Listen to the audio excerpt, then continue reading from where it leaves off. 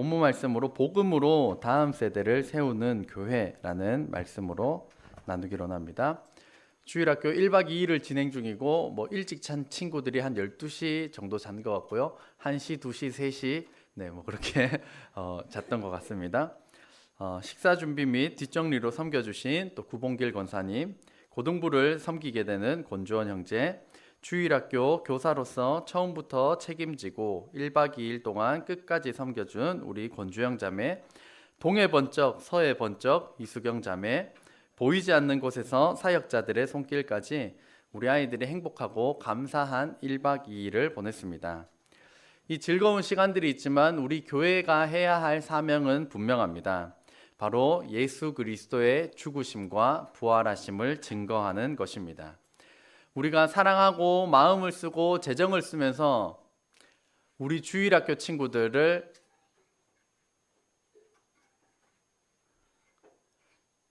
목사님하고 눈을 마주치는 주일학교 친구들이 아무도 없어가지고 제가 잠깐 멈췄어요. 다 딴짓하고 있어서.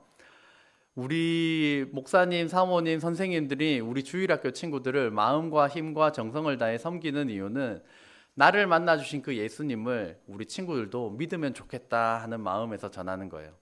나를 사랑하셔서 예수님께서 십자가에 대신 달려 돌아가시고 부활하신 그 예수님을 우리 친구들도 믿고 너무 좋았으면 좋겠다 하는 마음으로 우리가 사랑하고 섬기는 것입니다.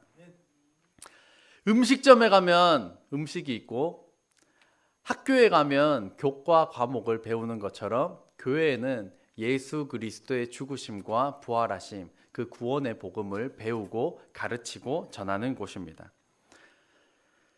이 예배를 통하여서 나를 위하여 십자가에 대신 달려 돌아가신 그 예수님의 죽으심과 부활하심을 믿고 예수님을 유일한 구세주와 주인으로 모셔드리는 저와 여러분 되시기를 주의 이름으로 축복합니다. 감사합니다. 오늘 본문 말씀 8절 말씀을 다시 보면 시대적 상황은 그렇습니다. 여호와의 종 눈의 아들 여호수아가 110세의 죽음에, 여호수아가 몇 세에 죽었다고요? 110세에 죽었는데 가나안 땅의 정복을 이끌었던 위대한 지도자 여호수아가 죽었습니다. 그 위대한 지도자가 죽고 나자 이 이스라엘 백성들에게 어떠한 변화가 생겼을까요? 10절 말씀 같이 읽겠습니다. 그 세대의 사람도 다 그 조상들에게로 돌아갔고 그 후에 일어난 다른 세대는 여호와를 알지 못하며 여호와께서 이스라엘을 위하여 행하신 일도 알지 못하였더라. 그러니까 여호수아가 살아있을 동안에는 하나님을 잘 알고 믿었고 하나님께서 우리를 위하여 행하신 일이 무엇인지 알았었는데 이후에는 다른 세대가 나타납니다. 다른 세대는 1번 하나님을 알지 못한다. 2번 하나님께서 이스라엘을 위하여 행하신 일도 알지 못한다. 하나님에 대하여서 잘 모르는 게 다른 세대라고 말씀하고 있습니다. 하나님을 알면 믿음의 다음 세대가 될 수 있는데 하나님을 알지 못하면 하나님을 알지 못하는 다른 세대가 된다는 것입니다. 우리 친구들은 다음 세대인가요? 다른 세대인가요? 따라해 봅시다. 다음 세대. 우리 친구들은 하나님을 알고 믿는 다음 세대가 되시기를 주의 이름으로 축복합니다. 성경에는 오늘 다른 세대가 나타나요. 다음 세대가 아니라 다른 세대. 그래서 우리의 자녀들도 그리고 우리 교회의 우리의 자녀들이 하나님을 알고 올바로 믿어서 하나님을 모르는 다른 세대가 아니라 하나님을 믿고 마음에 모셔드리는 다음 세대가 되도록 또 함께 헌신하며 기도하는 저와 여러분 되시기를 주의 이름으로 축복합니다. 그렇다면 다른 세대의 특징을 하나님을 알지 못하는 것이라고 한다면 다음 세대의 특징은 무엇일까요? 1번 같이 읽겠습니다. 시작. 창조주 하나님을 알고 믿습니다. 우리 친구들은 창조주 하나님을 알고 믿나요? 아멘. 우리 하나님이 창조주이시다라고 성경은 선언하고 있습니다. 로마서 1장 20절 같이 읽겠습니다. 창세로부터 그의 보이지 아니하는 것들 곧 그의 영원하신 능력과 신성이 그가 만드신 만물에 분명히 보여 알려졌나니. 아멘. 이 말씀이 무슨 뜻일까요? 자연 만물을 보면, 자연 만물이 뭐예요? 밖에 보면 나무도 있고 공기도 있고 햇빛도 있고 구름도 있고 벌레도 있고 동물도 있고, 이 모든 것들을 자연 만물이라고 하는데, 자연 만물을 딱 보면 와, 대박, 하나님이 만드셨어. 하나님을 알만한 것들을 여기 넣어 놓으셨다는 거예요. 우리 친구들이 이 꽃을 한번 볼까요? 꽃을, 아이고 목사님 그걸 안 가져왔네. 지금 꽃을 보면 어때요? 네, 그냥 예쁠 수도 있죠. 그냥 뭐 아무렇지도 않을 수도 있을 거예요. 근데 이 꽃잎을 500배 확대해 보면 어떤 느낌인가? 500배 확대한 사진을 목사님이 기회가 되면 좀 보여주도록 하고요. 확대를 해보잖아요. 그러면 여기에 예를 들어 물방울을 떨어뜨리면 어떻게 돼요? 물방울이 그냥 위에 흐르죠. 쏙 들어가요, 안 들어가요? 안 들어가고 넘쳐나거든요. 왜 넘치느냐? 500배 확대해서 보면 그 안에 동글동글동글동글하게 된 게 꽉 차 있어. 빈틈이 없어. 빈틈이 없어가지고 물이 그냥 또르르 흘러가는 거예요. 그냥 보면 그냥 꽃이네, 예쁘네, 이 정도인데 확대해서 자세히 살펴보면 살펴볼수록 와, 신이 만들었어. 이거는 우연히 된 게 아니야. 이거는 신이 만들었어. 성경은 그 신이 바로 하나님이라고 선포하고 있습니다. 하나님께서 이 세상을 어떻게 몇째 날 무슨 순서로 만들었을까요? 첫째 날 뭘 만들었을까요?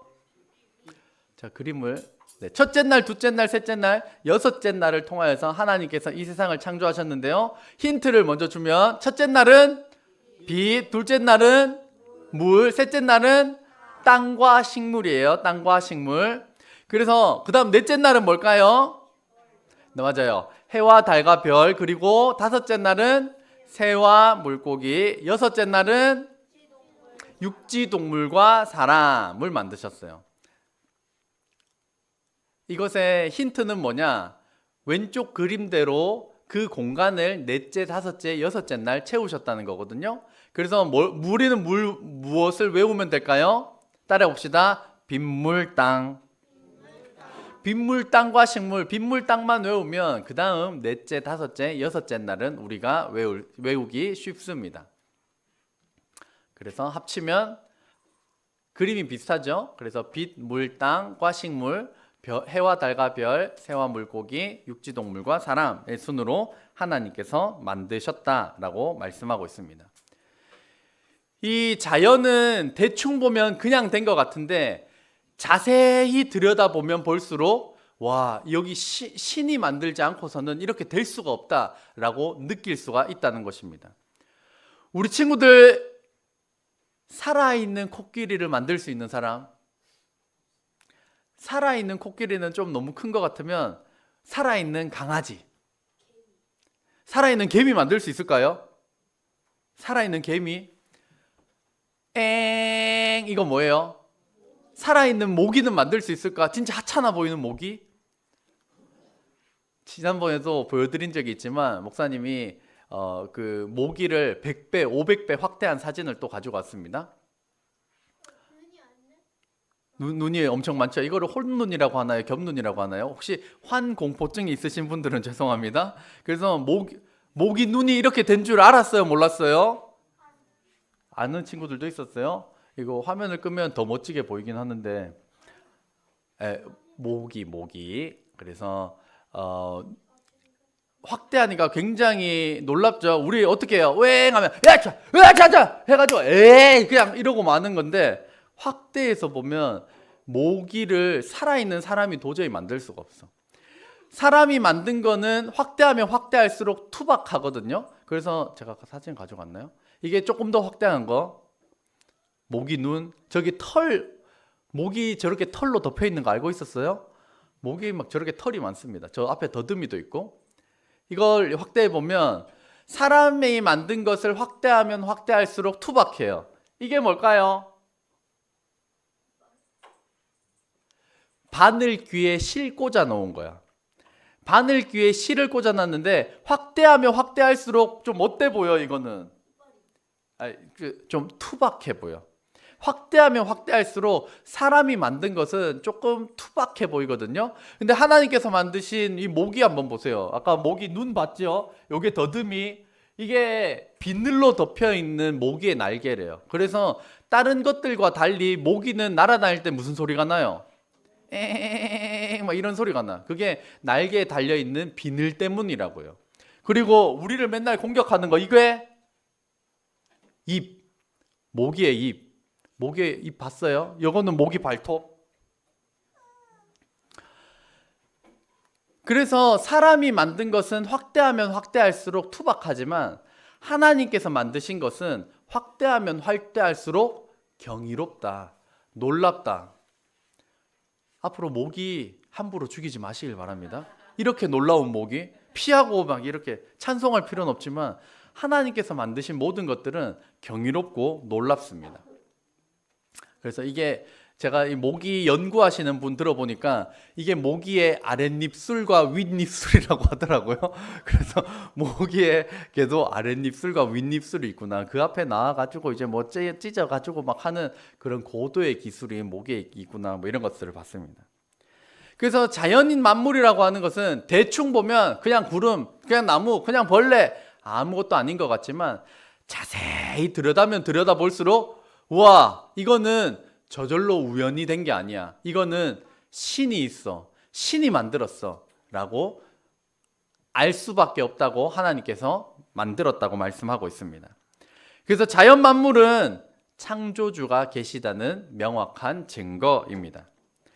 그래서 다른 세대의 특징 두 번째를 보면요. 하나님께서 이스라엘을 위하여 행하신 일도 알지 못하였다라는 것인데, 그렇다면 이 다음 세대가 해야 될 일은 하나님께서 이스라엘을 위하여 무슨 일을 행하셨는지를 알아야 하는 겁니다. 이 당시 시대에 이들이 알아야 했던 것은 하나님께서 이스라엘을 출애굽시켰다는 것입니다. 우리가 지난주까지 요셉에 대하여서도 살펴봤었는데, 요셉이 이집트로 가고 난 다음에 이집트의 노예로 400년을 있게 됩니다. 몇 년이라고요? 400년을 이집트 노예로 있게 됐는데, 우리 한국이 일본 식민지로 몇 년 있었는지 아는 사람? 35년. 그래서 역사적으로 살펴보면 1910년도에 한일 병탄이라고 해서 주권을 빼앗기게 되고, 광복 몇 년이죠? 1945년 8월 15일. 그래서 35년 동안 우리가 일본의 식민지로 있었는데, 거기서 광복을 하게 될 때, 주권을 찾아오게 될 때 우리 스스로 했을까요? 누구의 도움이 있었어요? 미국의 도움이 있었어요. 우리 한국은 35년밖에 안 됐는데 대한독립 만세! 이게 무슨 운동이죠? 독립운동, 대한독립운동 만세. 그래서 우리가 3.1절이라고 하잖아요. 대한독립 만세! 해서 외친 사람 중에 아는 사람 누가 있어요? 유관순. 우리가 유관순 열사를 알고 있어. 유관순이 그때 당시에 18살, 19살로 알고 있거든요. 대한독립 만세! 해가지고 감옥에 잡혀갔어. 감옥에 잡혀가서 감옥에서 죽었단 말이에요. 고문을 당해가지고. 죽었는데도 불구하고 3.1 운동을 우리가 하고 했어도 그게 1919년도예요. 근데 그때 광복이 되질 않았어. 그 뒤로 또 16년이 지나서 26년이 지나서야 광복이 이루어지게 되는데, 그때조차도 우리 자력으로 이룬 것은 아니었습니다. 그런데 이스라엘은 이집트에 몇 년으로 있었다고요? 400년. 400년이나 노예로 있다가 자력으로 탈출하는 게 가능할까요? 그것이 안 되기 때문에 다음 세대의 특징 2번 한번 같이 읽겠습니다. 시작. 하나님께서 이스라엘을 출애굽시키셨습니다. 이것을 이스라엘이 알아야 한다는 것입니다.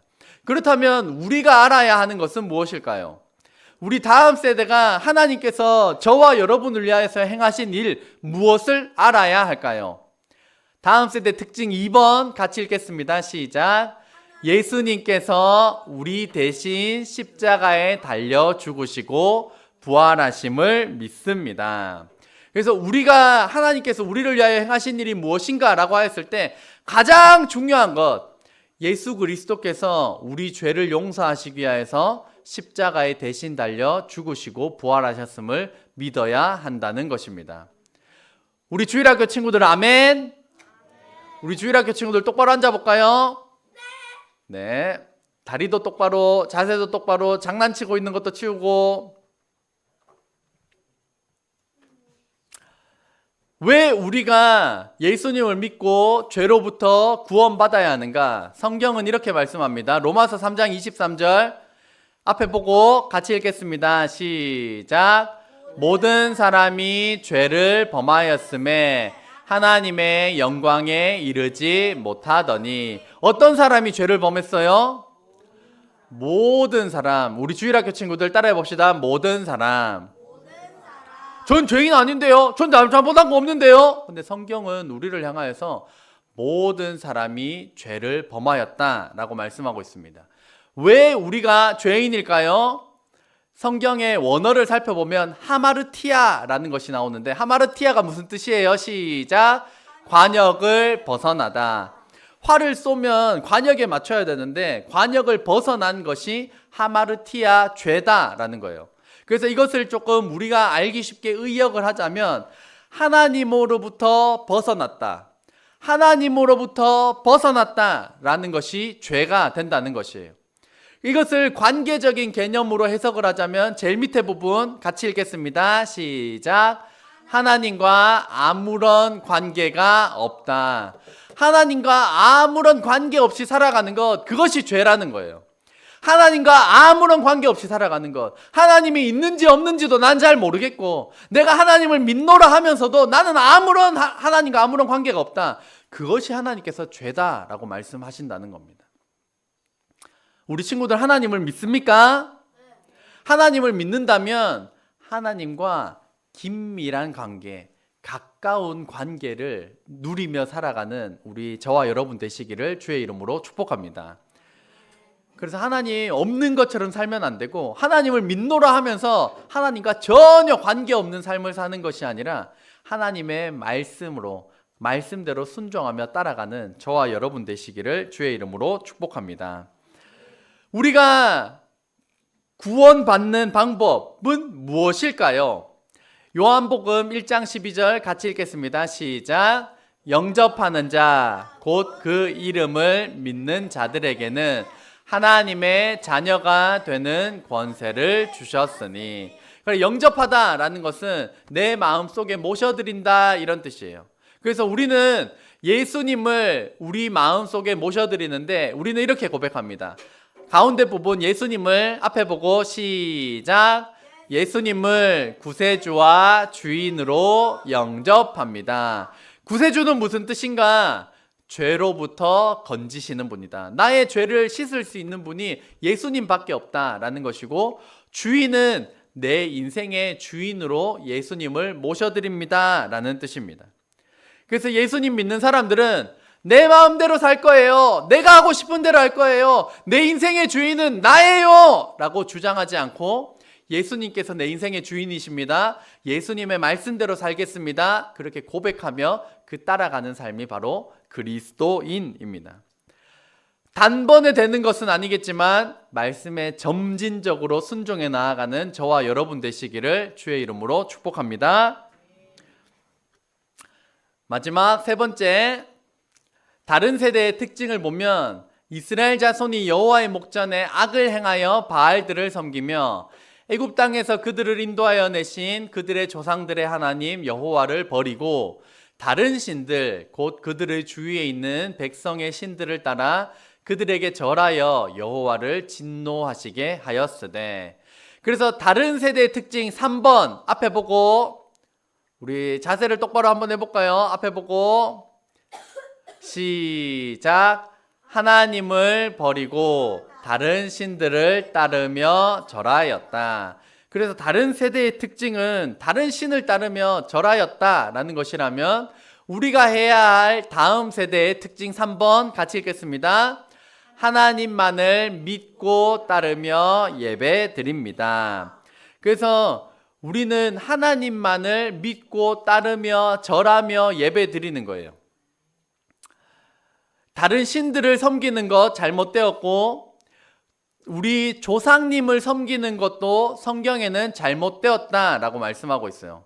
자기 집에 우리는 여전히 제사를 드려요, 제사를 지내고 있습니다 하는 친구 있습니까? 네. 우리 친구들이 아직은 제사를 지낸다면 성경을 통하여서 우리 친구들 안에 분명한 기준을 세우시길 바라요. 어떤 기준? 하나님만을 믿고 따르며 예배해야 한다라는 기준. 그래서 지금 제사를 그만두고 안 드릴 수 있다면 그렇게 하시길 바라고, 지금은 아직까지 내가 너무 어려가지고 부모님 때문에 아직 이 제사 못 드리는 거 못해요, 저는 무조건 해야 돼요 하는 친구들은 안타깝지만 그 분명한 믿음을 가지고 빨리 없앨 수 있도록, 빨리 거절할 수 있도록 그것을 준비해 나가시기를 바랍니다. 단순히 제사를 드리느냐 안 드리냐라는 그것이 아니라 왜 제사를 지내면 안 되는가? 제사 왜 지내는 것 같아요? 제사를 왜 드리는 것 같아요? 고마워요. 표현해줘서 고마워요. 나 제사 왜 드리는지 모르는데요. 그냥 부모님이 하라니까 하는 건데요. 저도 귀찮아요. 이런 친구들도 분명히 있을 거예요. 근데 제사를 지내는 기본 목적 중에 하나는 부모님을 공경한다, 어른을 공경한다라는 의미도 있겠지만 그 어른이 나에게 복을 준다라고 하는 이런 믿음이 좀 깔려 있어요. 그러다 보니까 우리는 복을 주시는 분이 누구시다? 하나님이시다라는 믿음을 가지고 있기 때문에 우리 예수님을 믿는 사람들은 제사를 지내지 않는 것입니다. 왜 하나님이 제사를 지내지 말라라고 했을까요? 가장 중요한 거, 생사화복을 주관하시는 분이 누구시다? 하나님이시다. 하나님이시다라는 것이기 때문입니다. 말씀을 살펴보면요, 같이 읽겠습니다. 시작. 그것들에게 절하지 말며 그것들을 섬기지 말라. 나 내 하나님 여호와는 질투하는 하나님인즉. 아멘. 그래서 하나님께서 절하지 마라, 섬기지 마라, 내가 생사화복을 주관한다, 그것들에게 절하고 섬기는 것 나는 질투한다, 나는 질투한다 라는 것입니다. 우리 친구들이 친구 관계에 있어서 질투해 본 경험이 있습니까? 왜 질투를 할까요? 질투의 배경 중에 하나는 내가 사랑하기 때문이에요. 내가 너무 마음 다해 사랑하니까 나 외에 다른 사람을 막 사랑하고 아끼는 것에 대하여서 질투를 하는 것이거든요. 그래서 하나님께서는 다른 신들을 섬기지 마라, 나는 질투하는 하나님이다, 조상도 섬기지 마라, 생사화복을 주관하는 게 바로 나다라고 말씀하십니다. 마지막 정리하고 마치도록 하겠습니다. 다른 세대의 특징은 하나님을 알지 못하는 것이고 이스라엘 자기들을 위하여 행하신 일도 알지 못하는 것이고 하나님을 버리고 다른 신들을 따르며 절하였던 것이라면, 마지막 다음 세대의 특징은 무엇일까요? 같이 읽겠습니다. 1, 2, 3번 시작. 1번 시작. 창조주 하나님을 알고 믿습니다. 2번 예수님께서 우리 대신 십자가에 달려 죽으시고 부활하심을 믿습니다. 3번 하나님만을 믿고 따르며 예배 드립니다. 그래서 우리 먼저 된 세대는 이것을 우리가 분명히 믿고 모범을 보이며, 또한 우리 다음 세대가 예수님을 온전히 믿는 믿음 가운데 거하도록 함께 기도하고 섬겨 나아가는 저와 여러분 되시기를 주의 이름으로 축복합니다. 기도하겠습니다.